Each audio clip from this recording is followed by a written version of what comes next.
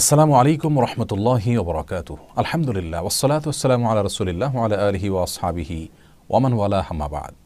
সুপ্রিয় দর্শক শ্রোতা ভাই বোন, রমাদানুল কারীমের ইবাদত বন্দেগী শেষ করার পর আমাদের ইবাদত বন্দেগী আল্লাহ সুবহানাহু ওয়া তাআলার কাছে কবুল হলো কিনা, গ্রহণযোগ্য হলো কিনা, সেটা আমরা কিভাবে বুঝব?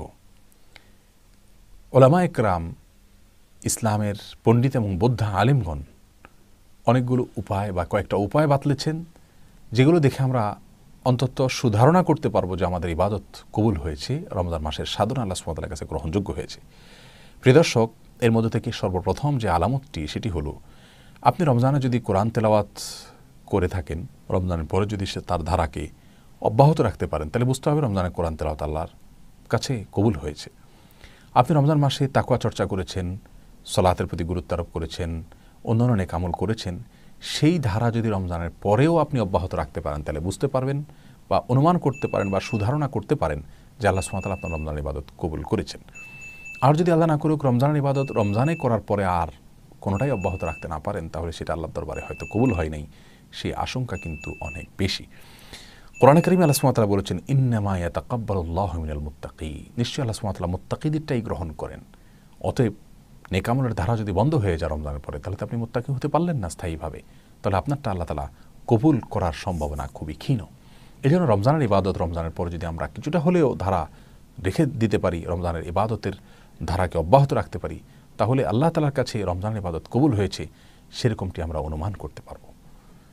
দ্বিতীয়ত, যে বিষয়টি রমজানের আমাদের ইবাদত বন্দেগী বা যে কোনো সময় যে কোনো ইবাদত বন্দেগী কবুল হয়েছে কিনা সেটা বোঝার জন্য আমরা দ্বিতীয় যে আলামত পাবো, তা হলো ইবাদত করার পর যদি আমাদের ভিতরে ভয় কাজ করে যে আমাদের ইবাদতে ভুল ত্রুটি হয়েছে, আল্লাহ কবুল করলেন কিনা, কবুল হলো কিনা, এটা যদি আমরা আতঙ্কে থাকি, চিন্তায় থাকি, পেরেশান থাকি, সেই সাথে আল্লাহ সুবহানাহু ওয়া তাআলার কাছে কবুল হওয়ার জন্য অপেক্ষায় থাকি এবং লালায়িত থাকি, আগ্রহী থাকি, পেরেশান থাকি, তাহলে আশা করা যেতে পারে আল্লাহ সুবহানাহু ওয়া তাআলা আমাদের আমল কবুল করেছেন।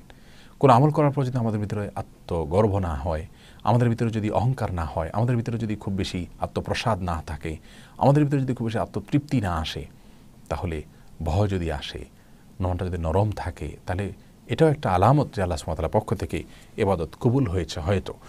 কারণ কোরআনে কারীমে আল্লাহ সুবহানাহু ওয়া তাআলা বলেছেন, আল্লাযীনা ইউতুনা মা আতাউ ওয়া কুলুবুহুম ওয়াজিলাহ, আর যারা আল্লাহর রাস্তায় দান করেন, যা দান করেন এমত অবস্থায় তাদের অন্তরগুলো নরম থাকে, তাহলে এদের এই দানকেও আল্লাহ সুবহানাহু ওয়া তাআলা কবুল করেন। আল্লাহ বলেছেন, উলাইকাল্লাযীনা ইউসারিউনা ফিল খায়রাত ওয়া হুম লাহা সাবিকুন, এরাই ভালো কাজের প্রতিযোগী হয় আর এরাই অগ্রগামী হয়।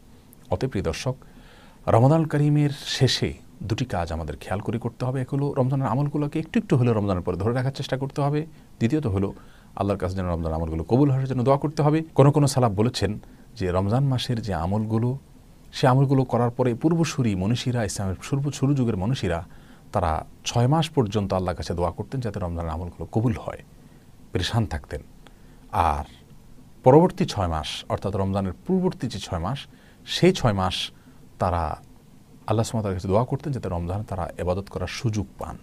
প্রিয় দর্শক, অতএব ইবাদত কবুলের এই দুটি শর্ত যদি আমাদের ভিতরে থাকে, বা ইবাদত কবুলের দুটি আলামত যেন আমাদের মধ্যে থাকে, সেই চেষ্টা আমাদের থাকা উচিত। আল্লাহ তাআলা রমজানের ইবাদতকেই রমজানের পরে আমরা যেন ধরে রাখতে পারি, সেই তৌফিক দান করুন। আসসালামু আলাইকুম ওয়া রাহমাতুল্লাহি ওয়া বারাকাতুহু।